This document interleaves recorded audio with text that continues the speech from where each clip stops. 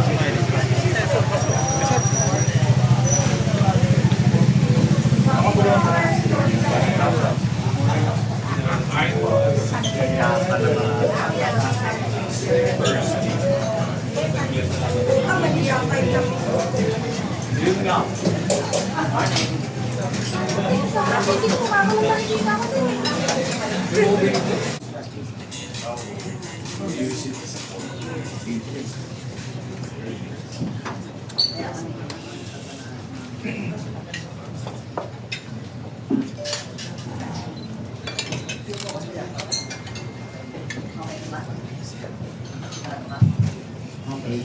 Good morning, my dear friends and colleagues here at Apian, Manila.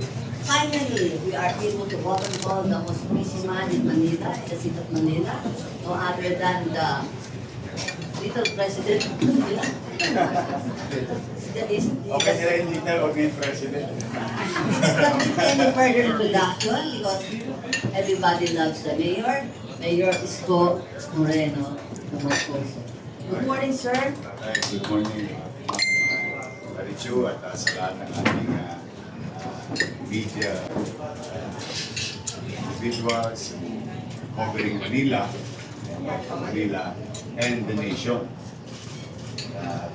Papanood ko na lang kayo lagi sa TV. May TV show ka na ngayon. Ay, pinipitahan niya ako na, hindi kita maimbitahan nila. Hindi pa kasi nag-busy yung buong June. Oo, yung araw na yun. So many activities. In fact, usog pa ng konti today is the delivery of fourth tranche ng ating in-city vertical housing program. Dapat kasabay yun sa mga iba pang activities nila. Kaya lang punong-puno na. So, mamaya... Saan yung issue? Oh, the in-city vertical housing program done by Manila since I started in 2019. Okay. And 3 years of that first term, and today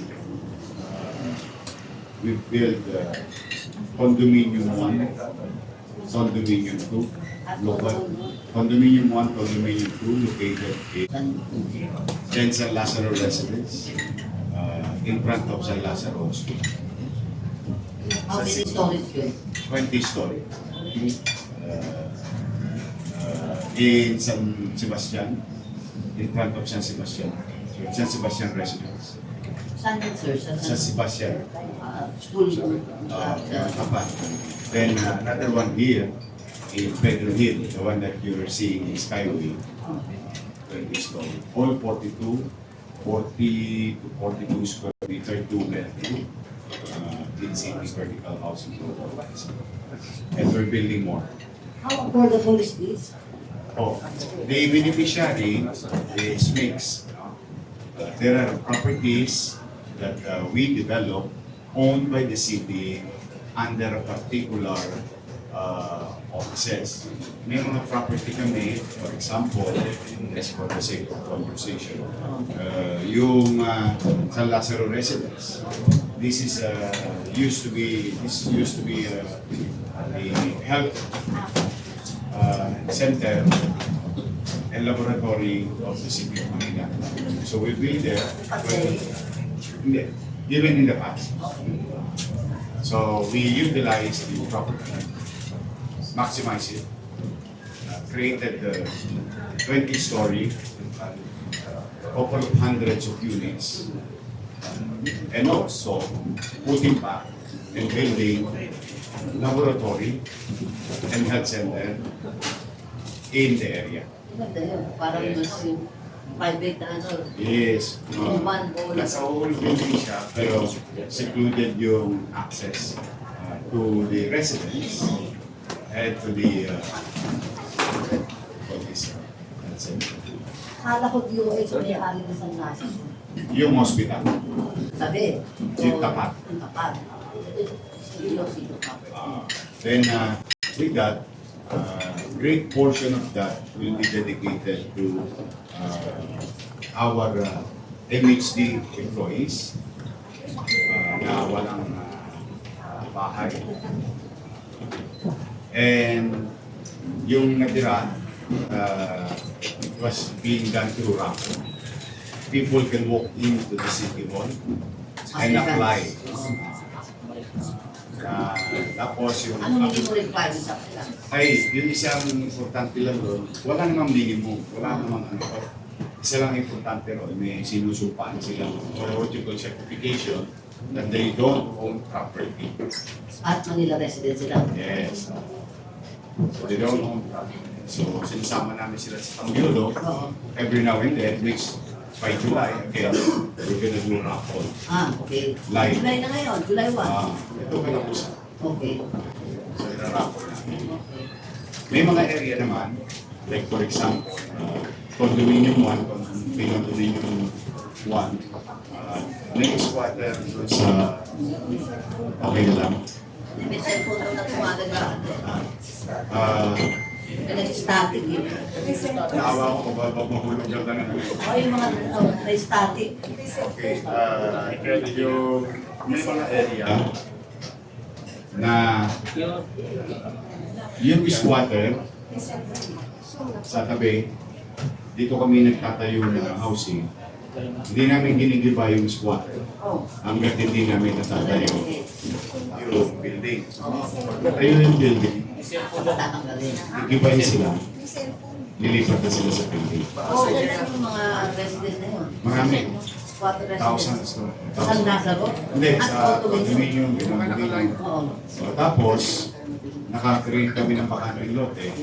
We built another one Okay. for the next set of Condominium 3. condominium 2, condominium 3, doesn't matter. Okay. So, tatlo siya. Nangungupahan, squatter, empleyado ng pamahalaan. Ang ina-address na NCT how much they are paying. Virtually na. And I'll tell you, respond. Okay. Any beneficiary Oh. will just pay 2,000 pesos a month. At 42 square meter with 2 bedroom. Now, at the end of the day, halimbawa, in a good day, umunlad yung beneficiary, ayaw niya na. Susoli namin yung case. May principal siya? Eh, di ba nagbayad siya ng 2,000? Para naging bangko. Hindi. Because, from what I believe, the government is not a real government. The government is not into savings bank. The government should do its job to address social perennial problems.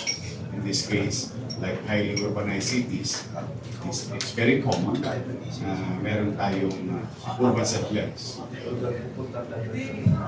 Then, pag soli, babalik niya sa amin yung susi. Now, what is the protection to the taxpayer? Yeah. Kasi katulad mo, bayad ka ng buwis. Kaswerte naman ng mga ito. Oo. Para lang sila nakakuha ng libre. Natulungan pa sila mag-savings. No ownership. So, the beneficiary, Lahat ng condo title mga. the beneficiary will never own the property. The people of Manila continues to own the property. Taxpayers of the city.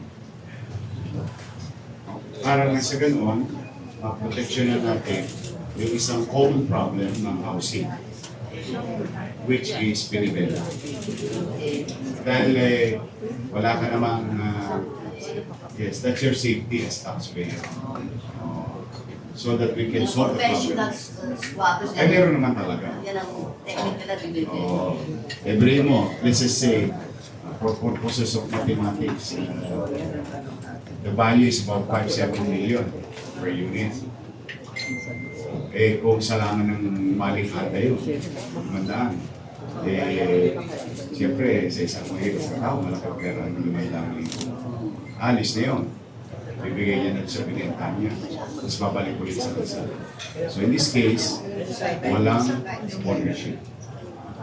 You pay 2,000, munlad ka, isosoli ko yung accumulated 2,000 minus interest sa city government ng interest. Because the money accumulated,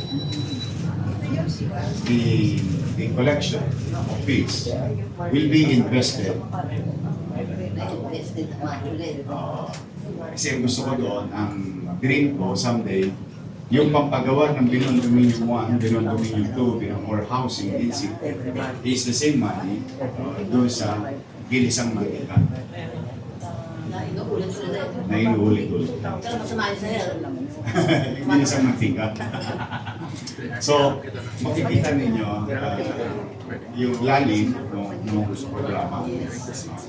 Now, another thing is, so wala na ownership, kung ikaw naman yung beneficiary, namatay ka na. Yeah. Oh. Paano yung pamilya mo? Original, Oo. ano. Si Juan de la Cruz, beneficiaryo, may anak. Matay na. Di dapat out na sila. We will follow the provision of the family code. Yung rules on succession. Yung, I'm no lawyer, but definitely, kung sino yung pamilya will continue to benefit from the program of the city of Manila. They continue to enjoy the award given by city of Manila. So, may kapanatagan sa beneficiaryo, kahit magpatay na ang panya, may kapanatagan sa taxpayer because nobody can sell. It's still owned by taxpayer. Then the money is going to grow, then the fruits or yung bunga ng mga salaping yun, natangan-tangan lang namin because it will be in the trust fund. We cannot utilize it. Gugulong yun, and it will produce a great sum of money. In the next maybe 30 years, 40 years, then it produces more housing.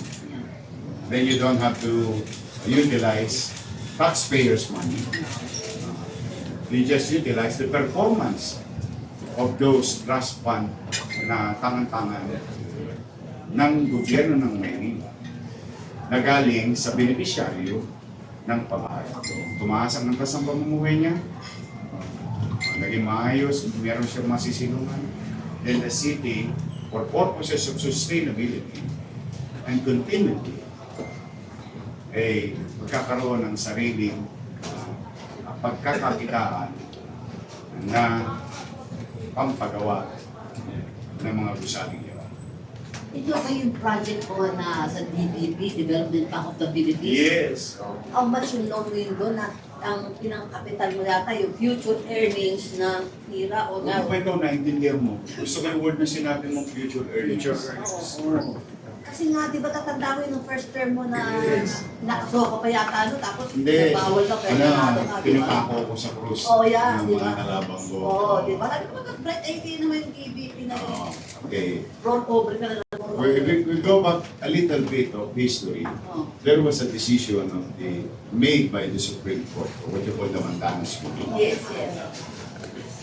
Under that ruling, Hira. nagkaroon ng windfall ang lahat ng local government.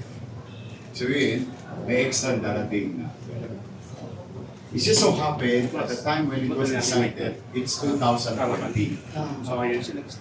But also, it's very unique decision kasi may, if I remember it correctly, there was a provision or part of the decision saying and stating that 2022 pa i-implement. Yes, yung implementing consideration pa eh. Dahil sa, hindi, parang may adjustment Okay, for national okay. government or national treasury for that matter. Okay na na. Akin na na. Etneb na. Ayun na ba? So, having said that, nabasa ko lang yun. Nag-pop up lang sa akin yung bench. Yung copy, Dr. Cesar, talked to my finance committee. Sabi ko, oh, meron tayong windfall. Immediately, I wrote a letter. Viabilidad lang.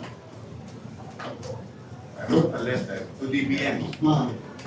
Please certify us, City of Manila, on how much will be an additional share because of the Mandalos ruling of the City of Manila. Oh. They said, in their reply, sabi nila, hindi po namin kayo mabigyan ng amount yet. Kasi hindi pa tapos ang PSA. Ang tawag dito, statistics. Authority. So, gagawin ngayon, 2020 pa matatapos. That year, no? Then ay sumulat ako ulit. O sige kako, if that will be the basis for yung dami ng populasyon, then can you please assess us? This is my second letter. Based on 2015, kasi every 5 years ginagawa. Madalit salita, in fairness to DBM,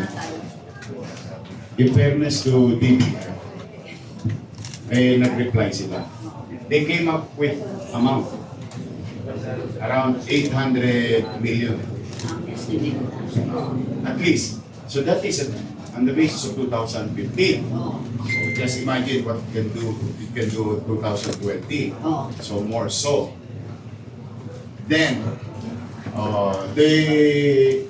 sertifikado na ako.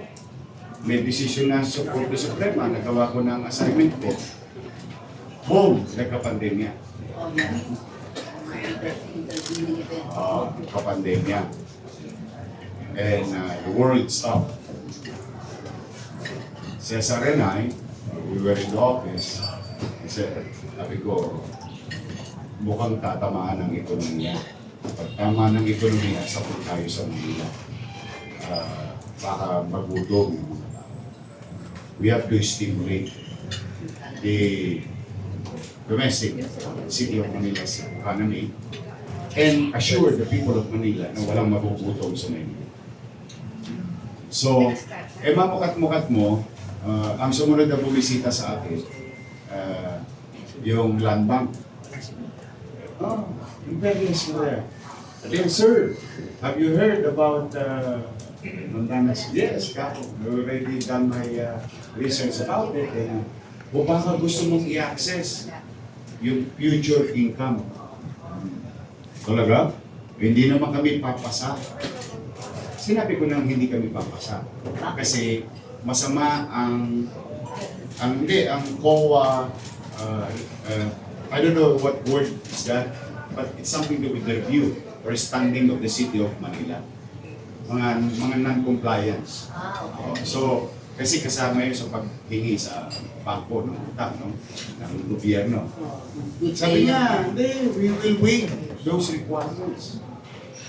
Sabi ko, are you sure? You have to talk to your board because this is a requirement. No, it's okay. Sige, Kako, pag-aralan ninyo. Magkano ang pwede kong ma-access. Tapos, the following day, DBP naman ang bumisita sa gobyerno rin. Yeah. Yes, sir. Baka gusto nyong i-utilize yung Mandanas. Sabi ko, kakagaling doon dito ng ang landbank. So, cut a long story short, they competed. Nagbidding. So, the City of Manila benefited. Kasi, Best bid. may dangal ako Anong dangga sa'yo? hindi, meron akong parang karot Yeah. So, bumaba yung interest. Interest. Syempre. Ito nagkakalo ka interest. So, it's just that the rediscounting of checks. Yeah. The same concept, I think a lot of Filipino knows the idea of rediscounting. So, initially, we were given up to 20 billion. Yung isang bangko, binigyan kami up to 10 billion. Now, sabi ko, okay, let's plan it. So we can access it any time of the day. So So what we did, sige, let's stimulate the economy, create jobs, provide opportunity, safeguard the employees, or mga workers. Then we assure the people that we kakain. And that where we started building Condominium 1, Condominium 2, Condominium 1, San Lazaro Residence, San Sebastian Residence, Pedro Residence, Hospital ng Manila, Manila Zoo, and so on and so forth. So, kaya naman pinili ang vertical development because it can serve at least 17 items or products and can generate to individuals the capacity to buy because we throw out. At ikot ang pera. Tapos, we provided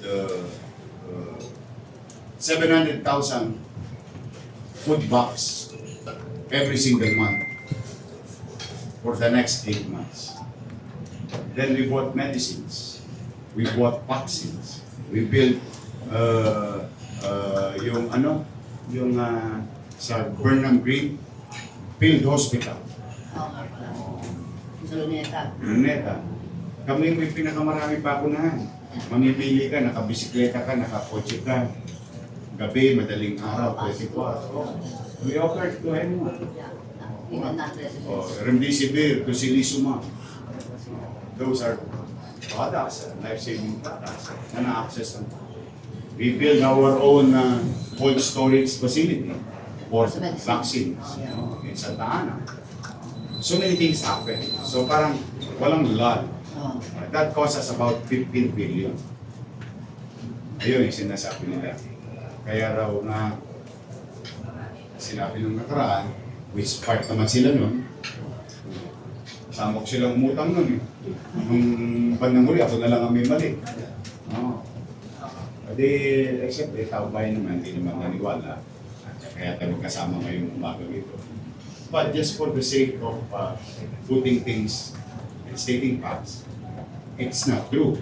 Because when I assume July 1, 2025, we did not receive any document under the transition. Meron kasi requirements yun sa DILG. But just the same, our initial computation, we are facing 10.2 billion PYO or what you call commercial obligation. Ito yung sila Judith. Kilala yung si Judith. Judith. Judith. Wow, kaya nakita kayo sa social media mo.